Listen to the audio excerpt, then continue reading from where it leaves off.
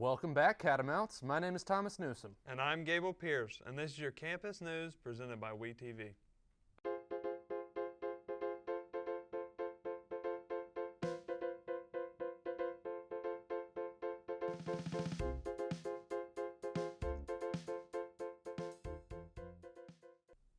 Welcome back. It's a new year and a new semester with new classes and memories. Gable, how have your classes been going so far this semester? My classes have been pretty good this semester. I have one 8 a.m. that's sometimes a struggle to wake up for, but how about you? My earliest class isn't until 12:30. I am living the dream. Oh, wow. That is really interesting. How did that happen? Pure dumb luck. Yeah. That's all it is. That's wild. Mental health is important and in the face of a disaster can prove to be vital. While mental health is vital, most don't seek the help they need due to stigmas relating to the subject. To tell us more, reporter Deanna Sipe. Hurricane Helene devastated the lives of many in western North Carolina. And as they start to rebuild, mental health is not a priority. But should it be? Mental health is often stigmatized, whether it be about the people struggling or seeking treatment. Oh, I know. The more prevalent, I think is a better word, stigma is related to dangerousness, particularly dangerousness towards other people, but also dangerousness toward oneself. There are also stigma related to treatment seeking.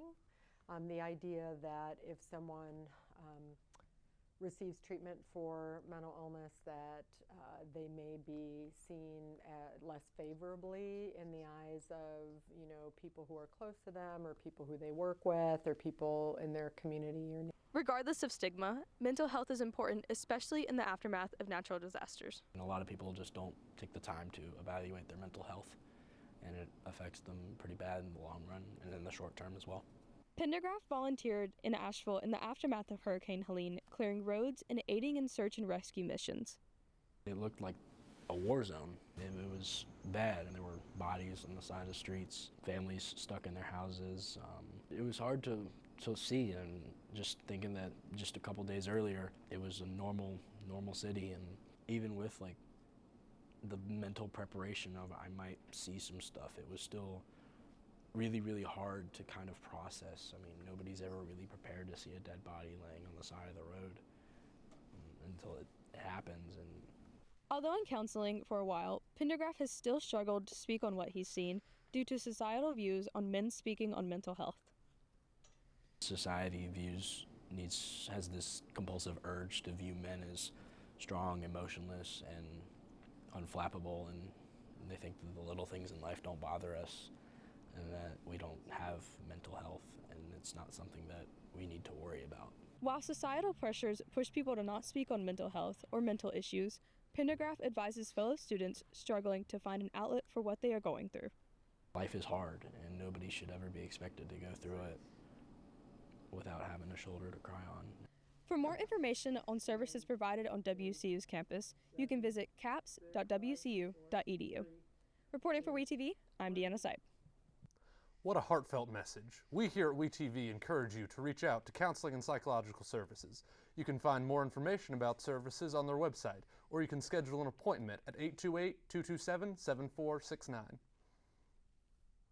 Next weekend at the UC Theater, catch Golden Globe Award-winning film Wicked, starring Emmy, Tony, and Grammy Award winner Cynthia Erivo, and Grammy Award winner Ariana Grande. Showtimes at 6 and 9 p.m. on Friday, February 14th and Saturday, February 15th. Free entry to students with a CAT card and $6 fee for the general public. Are you interested in a sweet treat for you or someone special this Valentine's Day? The Student Social Work Association is holding a February fundraiser bake sale all next week.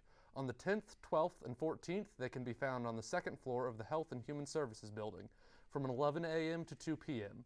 and on the UC lawn on the 11th and 13th, also from 11 to 2. Up next, a local artist from the 1920s gets recognition.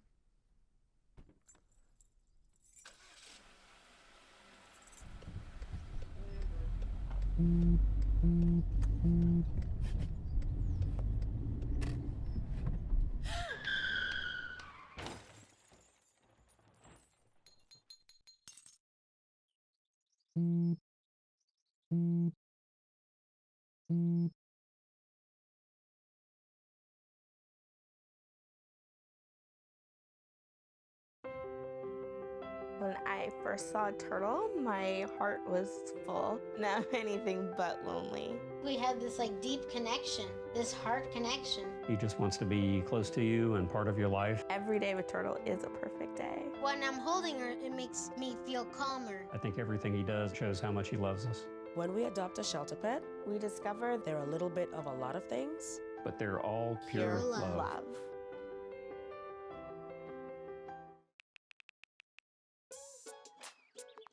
Worried about your friend, but don't know how to reach out? You could say, how are you, or get a fake tattoo. You could ask with an app if it works for you. You could chat with them in VR, it's so good. If you think you should check in, yeah, you should. Whatever gets you talking. Reach out to a friend about their mental health.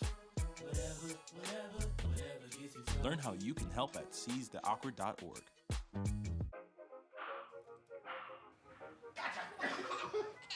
I surrender. All right, pal. Get ready for the day, buddy. Hey, Dad. Hey, Dad. Do we have a gun? What's that? Do we have a gun?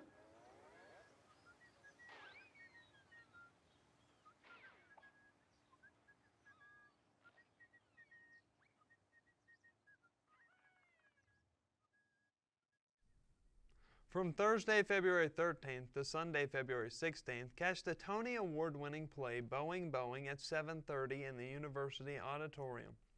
A play about a man simultaneously engaged to 3 airline stewardess at the same time, with prices ranging from $10 to $17 on the Bardo Arts Center website. Last Minute Productions is hosting Vals and Pals on the 12th of February from 6 to 10 p.m. in the UC Grand Room. Join your fellow Catamounts for a night of snacks, crafts, and karaoke. This event is free for students while supplies last. A tribute to local photographer George Massa from the 1920s has been opened in the Mountain Heritage Center on WCU's campus.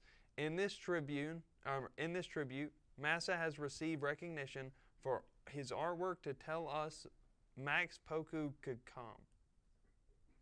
Recently, the Mountain Heritage Center opened up a new exhibit about George Massa, a Japanese immigrant who played a vital role in the conservation of the Great Smoky Mountains. Massa was an influential photographer whose pictures, along with the help from his friend, writer Horace Kephart, convinced prominent people in the community to help conserve the Great Smoky Mountains. I think it's inspiring to see the dedication he put into his work. I mean, a lot of people were taking photographs at that time, but his definitely stand out as being exceptional. Cook helped the Mountain Heritage Center with setting up the George Massa exhibit. We've always been aware of him, but recently there was a new book and a lot of new research into his life, and it seemed like a great opportunity to just do a really good treatment on his career. The book Cook is referring to is George Massa, A Life Reimagined by Jeanette McHugh and Paul Bonesteel. Bonesteel has researched Massa's life for 25 years and has shared his knowledge through different mediums, such as a documentary called The Mystery of George Massa. I think he finds it enigmatic, just because at that point there was a lot less known about his kind of backstory. Bonesteel isn't the only person influenced by Massa's work. Mark Puff, an assistant professor of practice at WCU, is making a documentary with communication students about Massa as well. I'm mostly kind of concerned about the collection itself of his work that was donated to Western and Western's involvement of maintaining his work. It's clear that Massa's work has had a positive impact on Western North Carolina. If you'd like to see some of Massa's work, it was donated to the special and digital collections on WCU's campus at the Mountain Heritage Center. Reporting for WeTV, I'm Max Pokukankam. The exhibit is open on January 17th and will remain open to August 15th. So if you have a chance, go check Massa's beautiful photography. The College of Engineering and Technology recently received a $524,000 grant from the Institute for Advanced Composite Manufacturing and Innovation to fund a computer numerical control machining program. The CNC machining program is available through an Americans Cutting Edge initiative to restore prominence of the U.S. machining tools sector. The program will be located in the machine shop in the Belk building. 23 years ago, the Kathmandu shelter opened in Jackson County as the only no-kill and cat shelter. Late last year, the beloved Dr. Harold Sims Jr., better known as Catman, passed away. Catman's legacy, however, still lives on through the Catman 2 shelter and the Museum of the House Cat. Director of Catman 2, Caleb Lynch, says they have every intention of continuing Catman's legacy of helping cats and expanding the House of Cat Museum. On April 5th, a tribute honoring Catman will be held at the American Museum of the House Cat. School can be stressful for everyone, so why not connect with nature? Here with a new segment to the show is reporter Deanna Sipe with some of the local trails. 40 minutes away from campus in Bryson City is a beautiful Deep Creek Trail. While being a slightly long drive, the views are incredible. Deep Creek Loop is one of the many trails in the Great Smoky Mountains National Park. While there is no entrance fee, you will need a paid parking tag. But don't let that stop you from going. The 4.9 miles of trail is full of creeks, waterfalls, and mountain views that won't disappoint. With a group of 4, I hiked this trail in just over 2 hours. Deep Creek is a moderate trail mostly on flat ground with 2 spots of increase in elevation. That leads to about 895 feet total of elevation gain. Visitors are encouraged to enjoy the park in groups of 2 or more, and as always, to respect the local wildlife. Those views were certainly beautiful. If you'd like to check out the trail along with multiple other local trails, download the All Trails app. It can help find local trails along with in-depth information about the trails. Up next, Catamount sports have been exceptionally well this semester. And for next week's weather forecast, stay tuned. Camera 1 Sports. We're all just trying to keep things running for those who rely on us. Ready! That's why we don't have time to be sick with the flu. And especially this year, no one has time to get sick. Get a flu shot for yourself and those around you too. Right here, baby. Look. Uma. Noah. Something more than a birthday is happening here. Once you can see it, you can help. The sooner you recognize the signs of autism, the sooner you can make a lifetime of difference for your child. Start by answering a few simple questions at screenforautism.org. Multiple studies have shown that marijuana can slow both driver reaction and response time, which can be really dangerous. He's here. He's here. Wait. What? I can't drive. Why? My. Oh.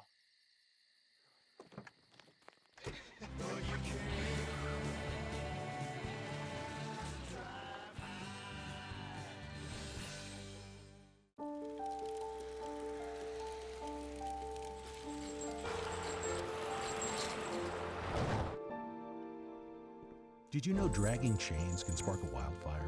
Only you can prevent wildfires. Every day, Millions of people are connecting. and even though we're overcoming obstacles, watching each other's backs, And banding together. we should still make an effort. We should still make an to effort. get to know each other, On a deeper level. Father. cosplayer, Mentor. actor. It's time we take a step forward It's time we take a step forward. Come together. and discover How accepting our differences can make us stronger. Well, Thomas, as you know, the Super Bowl is coming up this weekend. And I hate to admit this, but I'm rooting for the Chiefs for the 4th straight Super Bowl. Wow, I didn't actually know that it was coming up this weekend, but hey, I don't know much about sports, but any excuse to eat and watch TV is good by me. And the great commercials going on during the Super Bowl are always a good incentive too. Indeed they are. Speaking of the Super Bowl, here's our Catamount Sports Update with Dom Siani.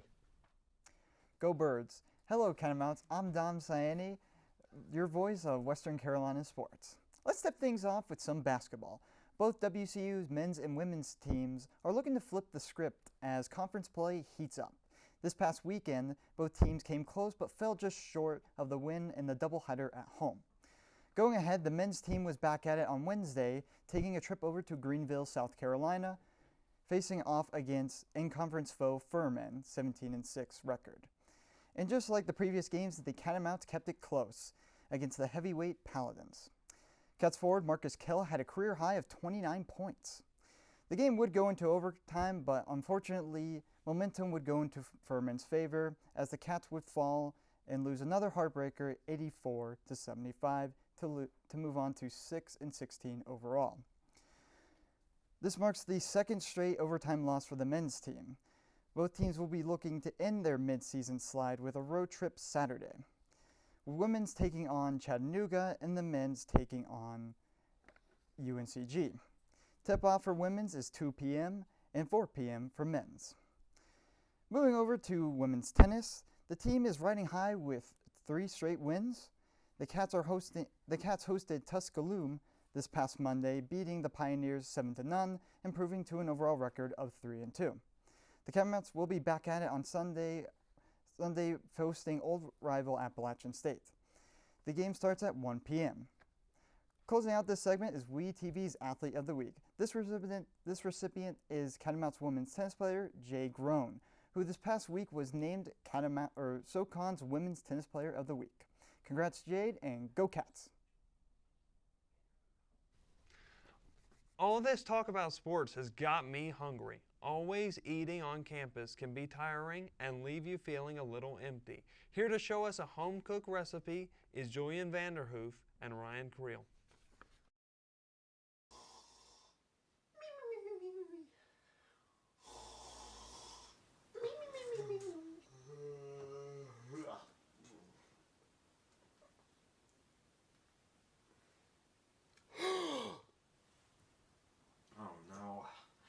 I'm not gonna have time to make breakfast.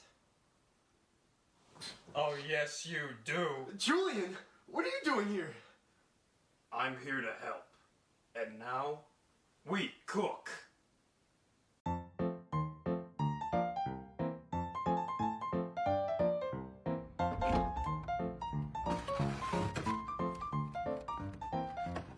Here are your ingredients: eggs, sausage, and tortillas. Lay out a tortilla on a plate. Cut the casing off the sausage and spread it flat over the tortilla.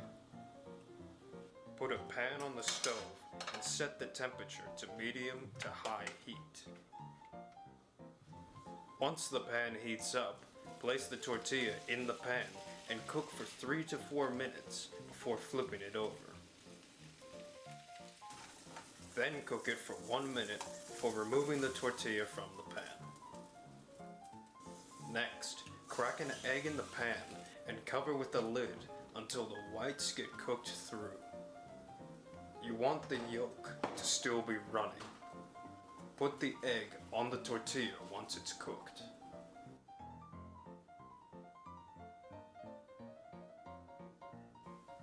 To finish up, top it with your favorite burger sauce.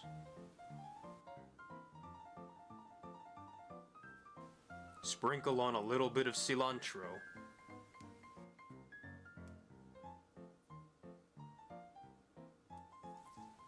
And finish with some lime juice on top.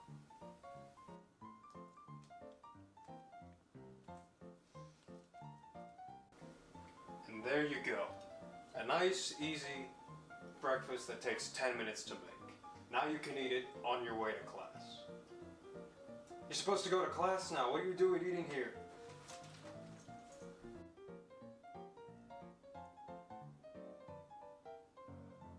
Thank you for joining us. Tune in next time where we cook something else up on the next episode of We Cook.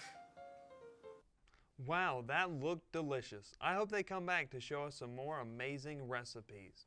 Up next, the weather forecast for the week. And an interview with Sam Underwood. Stay tuned after the break.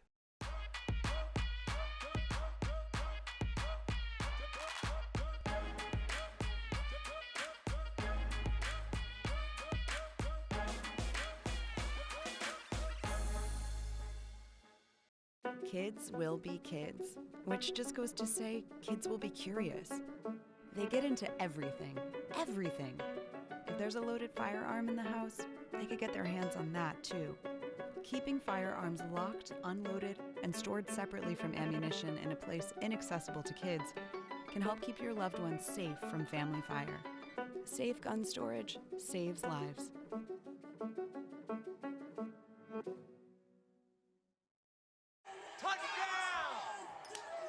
did you see that? Whoa, we scored? Yeah, we scored going to the playoffs. I can't believe I missed that.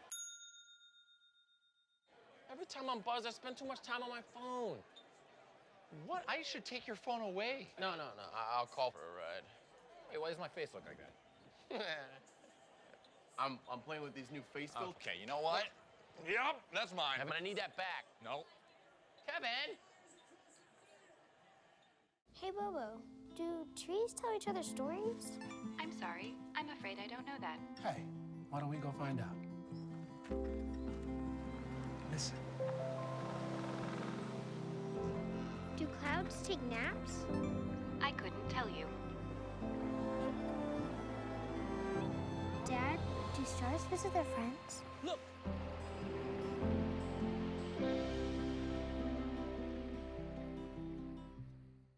With Julia's autism, loud sounds can be too much. But she still loves to make music. Yeah. Play band. Early screening for autism can make a lifetime of difference. Find out more at screenforautism.org. Beck, I'm Max Pokukankam.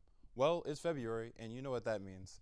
Higher degrees for us, as you can see, with 64 degrees tomorrow on Friday, with a low of 52. But then, later this week, we also get a lot of rain. You know, WCU does stand for We Carry Umbrellas. Other than that, it will be a little bit sunny for this weekend, except for Saturday, where it'll be really cloudy, but no rain to be expected then.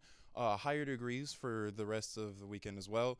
But then after that, it will be a little bit lower, going as low as a high of 45 and then a low of 43 on Tuesday. So, you know, get your umbrellas ready, get your rain jackets ready, because it will be cold and it will be raining. So, back to the desk.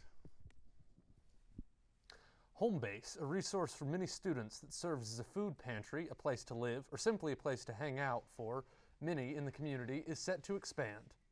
Because of Policy 96 and other housing challenges, many students came to Homebase seeking accommodations but were waitlisted, and over 10 students seeking permanent housing were turned away. Homebase now plans to partner the Construction Management Department to expand and provide more support for students. The project is hoped to be finished by August. Paws has some new competition on campus. The Spot, the robotic engineering dog, is receiving more and more attention every day. To tell us more, reporter Deanna Sight. In 2023, the College of Engineering received $98.8 million to expand the program. $95.3 million was authorized for a new engineering building. The remaining $3.5 million went to the College of Engineering and Technology to support robotics and automation. And one of those focuses areas that we included in that initiative was robotics and automation. That sounds like an engineering-focused field, but I wanted to demonstrate that robotics and automation is used in construction. On June 12, 2023, the engineering department added a new addition to the construction management team.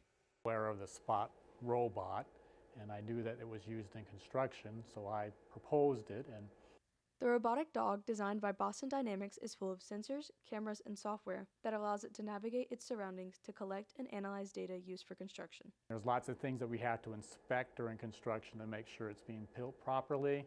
Well, Spot can do that instead of a human.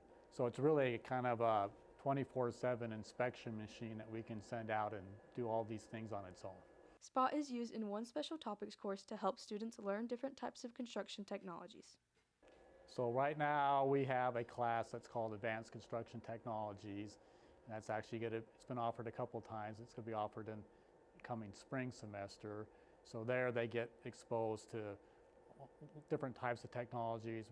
We have drones and we have other things as well. Well, Spot's going to become part of that class where students will learn how to be able to manipulate Spot, but also to utilize the data that Spot collects so that we can analyze that data and improve our construction projects. The only student trained to use Spot is Alexander Borelli. Borelli was part of the team of 6 that traveled to Boston Dynamics to receive in-depth training on how to use Spot. So I tell Spot, I want that ball. I want to pick it from the top down, and then Spot will go and pick it up.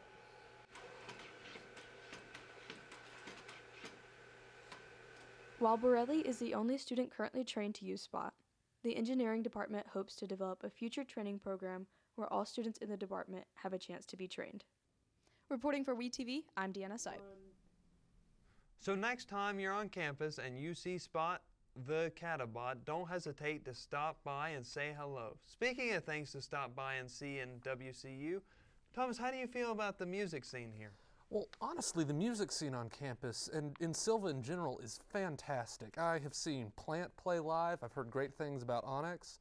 The music scene in this town is truly remarkable. It really is. It really is. Which is your favorite band?